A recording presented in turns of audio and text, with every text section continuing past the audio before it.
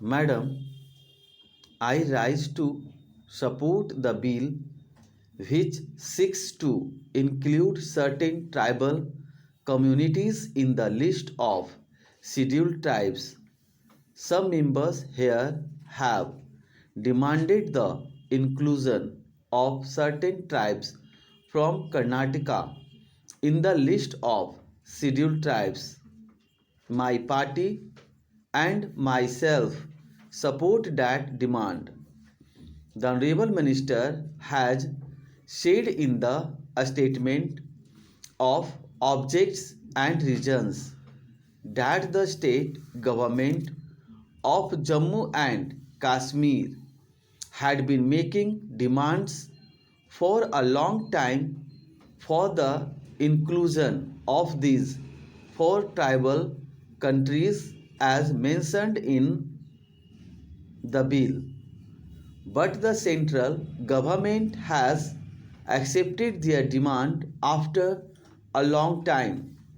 It is not the questions of four tribal communities of Jammu and Kashmir alone.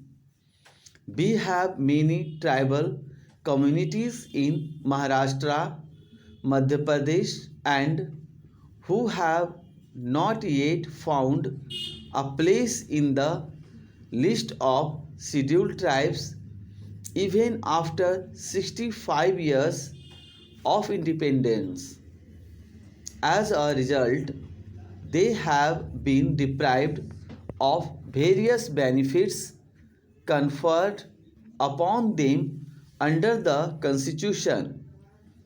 We feel that such tribals of the said states should also be included in the list of scheduled tribes so that they can also enjoy the various benefits like other tribals in the country. Madam, it is not the question of conferring economic benefits alone upon the tribals. We shall have to see that their languages, education, and cultures are protected properly. We have noticed that the languages of many tribal communities living in our country have not been developed fully. Their cultures also have not been developed fully. Consequently, the cultures of such tribals are almost on the point of extinction. Naturally, the tribals have become very much concerned with the preservation of their culture. We find serious discontent among the tribals on account of this. The imperialist powers and secessionist forces are taking advantage of this kind of discontent among the tribals. I come from the northeastern region. There are tribals have discontent due to non-preservation of their languages and cultures. The imperialist powers are taking advantage of their discontent and inciting them to secede from India. For such secessionist tendencies among the tribals, the policy of the government of India on tribals is responsible. On the basis of that policy, it has been possible so far to develop the languages and cultures of the tribals in India. The tribals are unable to enjoy the protection given to them under the Constitution. Therefore, tribals have started demanding autonomous council here. My party feels that the tribals should be considered autonomous councils so that they can preserve their languages, cultures, and their ancient civilizations. My party further feels that such an autonomy to the tribals is not outside the framework of the Constitution of India, but the tribals have been deprived of their legitimate rights due to 65 years misrule of Congress government at the center. As a result, the imperialist power and secessionist forces are taking full advantage of the growing discontent among tribals in our country. In certain states, Naxalites are also taking advantage of such a discontent among the tribals.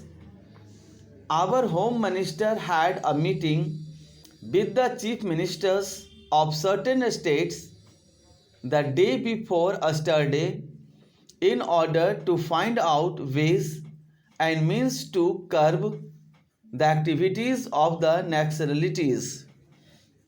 We do not think that the activities of Naxalites can be curbed through military force or police force. We can pacify the tribals only by conceding their legitimate demands. Tribals are justified the discontent if they find that their communities are on the point of extinction. Madam, the tribal problem is very acute in Tripura. In this old tribal princely state, due to the influx of refugees from East Pakistan, the tribals are now 28% of the total population there. The influx of refugees is still on from present Bangladesh, not only in Tripura but also in other parts of northeastern region. It is known to all the members in this house that the Communist Party government established autonomous district council for the tribals in Tripura. The refugees are entering those areas also which are under the jurisdiction of the autonomous district councils. The main object behind the movement of refugees in those areas is to turn the tribals into minorities in their own areas, and such a movement has been possible due to the policy of the present Congress government there.